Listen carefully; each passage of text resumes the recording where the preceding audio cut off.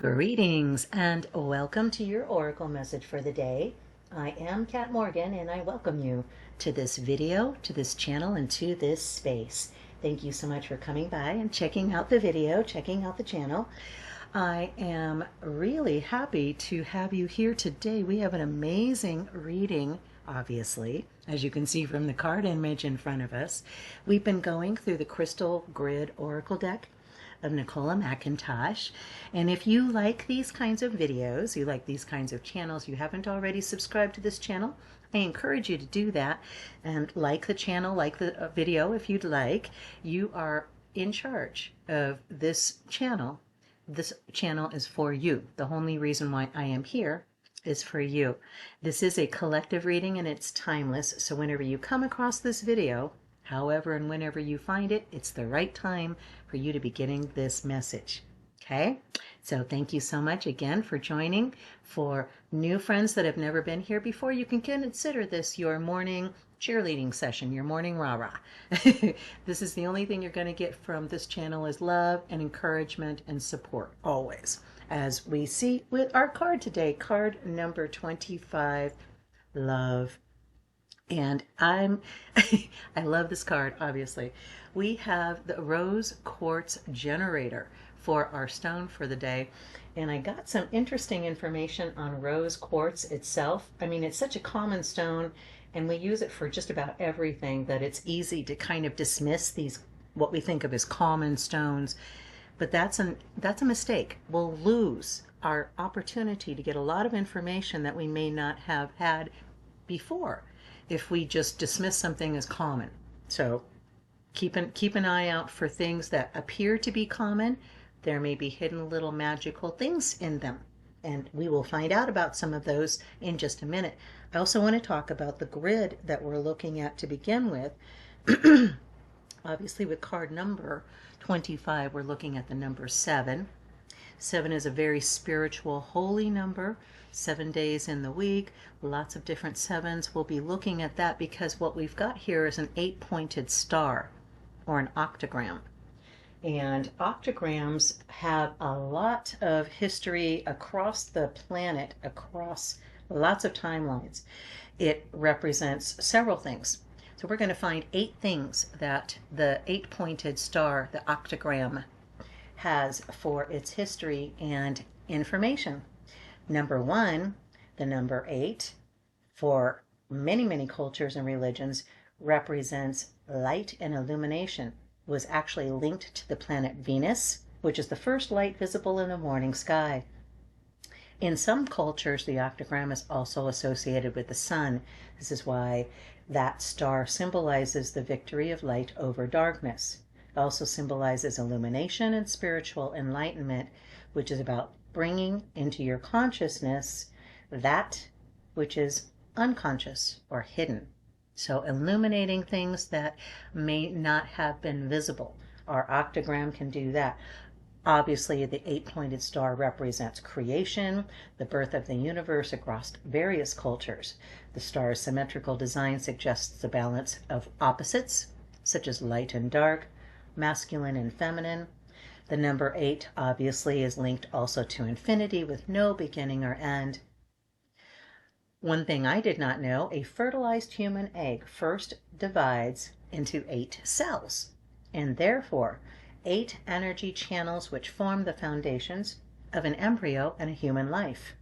So the patterns of nature involving the number 8 are inherent to biology and creation. It also has a lot of significance in terms of solar and lunar events. In many cultures, the 8-pointed star is used to symbolize the 8 major solar and lunar events, like the 8 phases of the moon, starting with a new moon, waxing crescent, first quarter, etc., all the way through those phases. Okay. Also, the 8 major solar events in a year, which includes the 4 seasons, winter and summer solstices, and the spring and autumn equinoxes. Number 4, it represents guidance and direction. Our 8-pointed octagram represents the North Star, also known as Polaris. It's been used for navigation since ancient times to its fixed location in the northern sky. Many cultures have associated the North Star with the octagram or the 8-pointed star. Octograms represent protection. Many cultures across the world have used the 8-pointed star as an apotropaic. That's a good word for you. Apotropaic. Symbol for protection against negative energy from all 8 compass points. Number 6, renewal and new beginnings. The number 8 often refers to resurrection, salvation, and new beginnings. This partly has to do with the fact that the number 7 represents completion. For example, you have a calendar week is 7, so the 8th day starts the new week. I also like to think of the old Beatles classic, 8 days a week, right? Number 7, prosperity and good luck. The octagram in many cultures, for example, in Hinduism, the 8-pointed star is linked with the concepts of Ashta, Mangala, the 8 auspicious objects, and Ashta, Lakshmi, 8 forms of the goddess Lakshmi, who is the goddess of wealth, prosperity, and good fortune. And I've mentioned this before. If you guys aren't using that Shreem Brazil 108 time repetition in some form or fashion on a daily basis, if you're looking for real, fast money manifestations, changes of luck in your financial situation, I highly recommend that meditation, Shreem Brazil. It's to the goddess Lakshmi, and it works. I'm just going to say that. So number 7 is prosperity and good luck. Number 8 for our octagram, happiness. Since the 8-pointed star is linked to the light and to sun, it's also linked to happiness and cheer. Of course, specific usages of the 8-pointed star vary from culture to culture. In Nordic tradition, the star is used to invoke magic. In Buddhism, the 8-pointed star inspires a pathway to enlightenment. So that's our information on the octagram. Looking at the rose quartz stone to begin with, like I said, rose quartz, I've got it all over my house. I love this stone. It's an amazing stone. Such a beautiful stone to begin with. Beautiful in terms of just looking at it. But some things that you may not know. Okay? It forms strangely. Okay? First of all, it doesn't form in points normally. Okay? When you see those rose quartz points, those are actually manufactured. Rose quartz usually occurs in enormous masses. I mean, we're talking like hand-sized, great giant lumps. I've got several of those throughout my house. These occur in enormous masses that are from inches to feet across. This makes rose quartz an ideal medium for hardstone sculptures and other large-scale uses that are rarely seen with other crystals. We've got here with rose quartz a bunch of interlocked crystals that create a large mass. In fact, it rarely occurs as a natural point. Okay, so you also want to keep in mind that they are very photosensitive. They do react to sun. You don't want to put rose quartz out on your windowsill for charging in the sun. Moonlight, yes, absolutely. You can charge in the moonlight. Do not put them in the sun to clear them or charge them. You will lose the pink. Bonus though, if you know anybody that has an x-ray machine, if they are subjected to x-rays, you'll get the pink back. Same thing with amethyst, you get the purple back. If you've had purple out in the sun and it's faded out, the color is faded out, talk to your dentist, see if they'll put it through the x-ray. I'm not kidding, it actually works. So anyways, there's also a different form of something that looks similar to rose quartz called pink quartz or crystallized rose quartz, and it'll often lose its color as well when exposed to light. Okay, there are also dyed quartz points out there, so be watching for those. Okay, it means one thing: virtually every staple of the rock trade is available for only a little bit more than the cost of the labor.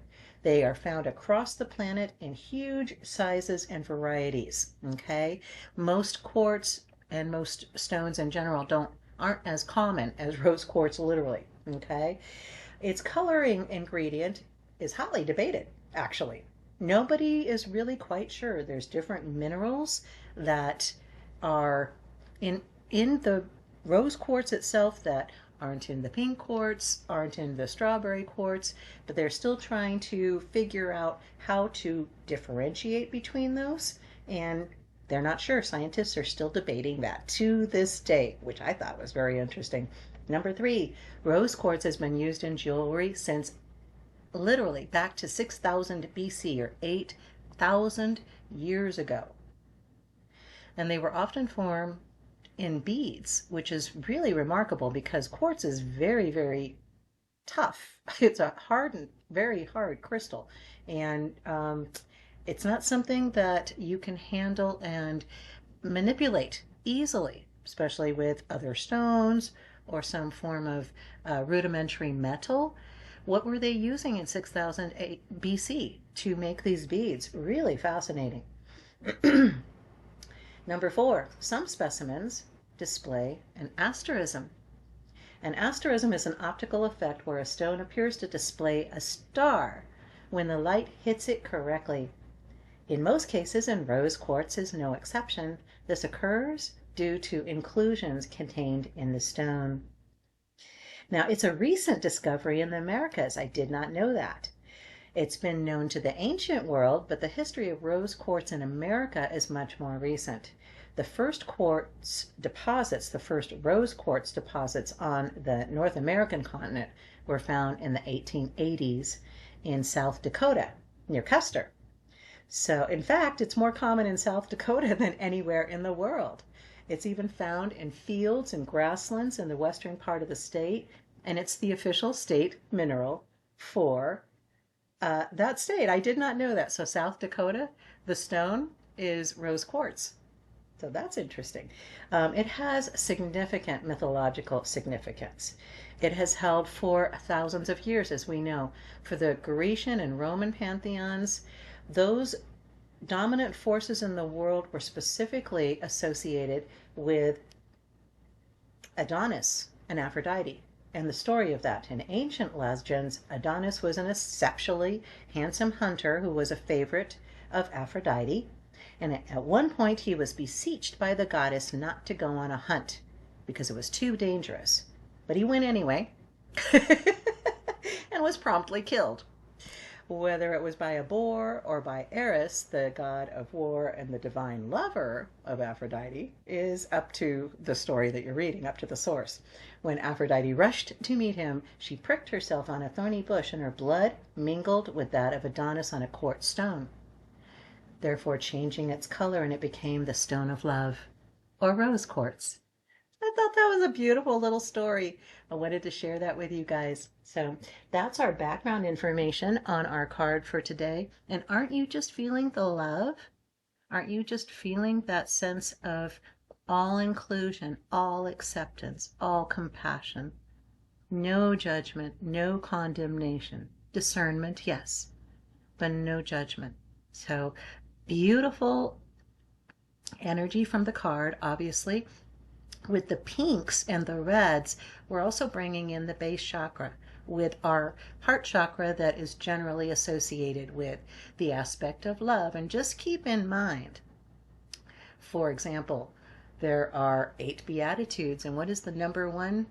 First one, the one that we are always being invited and encouraged to be operating from, that place of love. So definitely incorporate the energy of this card and this stone and this reading into your day today and for all of your days going forward. Okay? Take this in and make this a part of who you are. Let's take a look in the book and find out what it says for our card for today. Card number 25, love. And we have rose quartz generator and regular clear quartz here, representing love, relationships, and self-forgiveness. And just a reminder, guys, I have not read this in the book until just now. I haven't even looked at it until just now. So we are reading it together for the first time. This is the stone of love, a gentle stone, but a very powerful one. You may have drawn this card because you need some love, are looking for love, or love has found you. Rose quartz may be asking you to look inside yourself. It is a time to let go of hurt and to draw love to you. It has a subtle color that teaches you to also be subtle when seeking love and to be gentle on yourself. You will not find the true love you are searching for if you do not wholly love the person you are on the inside. Rose quartz is a very powerful stone to use when gridding. Create a loving, harmonious environment with it and carry a peace with you to bring peace and love to your person. Just by creating this loving environment in your home, you are also giving yourself love. Choose more ways to give yourself this love and honor the beautiful person that you are. And you will find you attract people into your life who also reflect that same beauty within you. Be mindful that when you are truly yourself, you will find that special someone who will love you for you, who will love the person you had been hiding from view. When you create the image of what you think people will want, you create a false you and will attract someone who falls in love with this false reality. As you grow, you reveal more of your true self.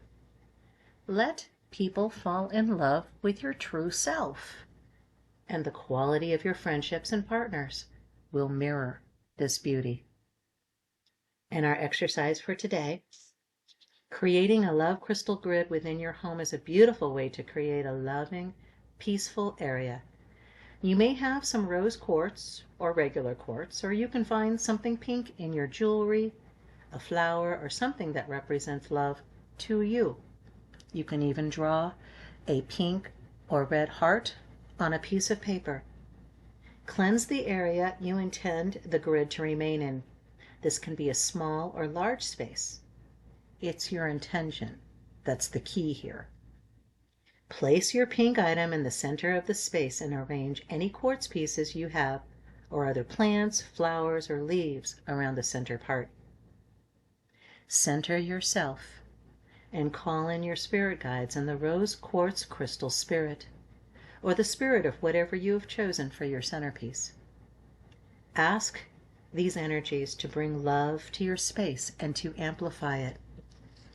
You could also breathe in love from the grid and breathe love back to the grid to amplify the energy of love. Make sure you fully connect with the feeling of love. Be love and generate and radiate love, and it will come back to you because you will be a vibratory match. Bam! Just like that. Amen. Selah. So be it. You are a love generator. You are generating, you are manifesting 24/7. So bringing love energy into your personal being, into your body, into your vessel, as Bashar calls it, and incorporating that in a cellular structure that is your body. You become love, and you will attract love, because nothing can be attracted to anything else unless they're a vibratory match. It's just like when you strike a tuning fork, nothing else will vibrate at that specific frequency unless it also matches that frequency. So bringing in love to yourself, to your being, is going to bring love into your experience in your 3D reality, in your environment, in your home, in your work, in your errands, in your school, wherever you are, always, always, always, 24/7. You have access to divine love 24/7. All you have to do is just make that intentional, conscious connection to it, to that energy. Say in your heart, I am connecting with love. I'm connecting with the love inside of me. I'm connecting with the love that is the energy of creation itself. Very, very powerful.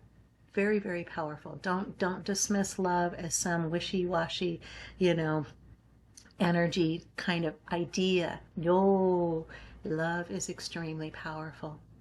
Love is where creation begins.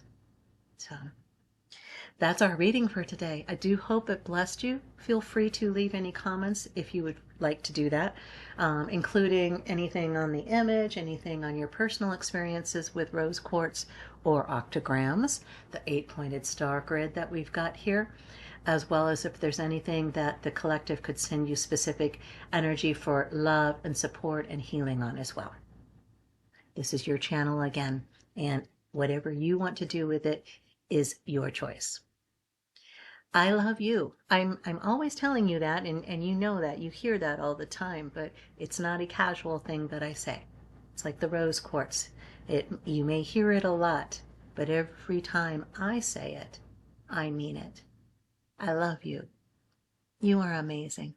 Have the most amazing day. Namaste and ciao for now.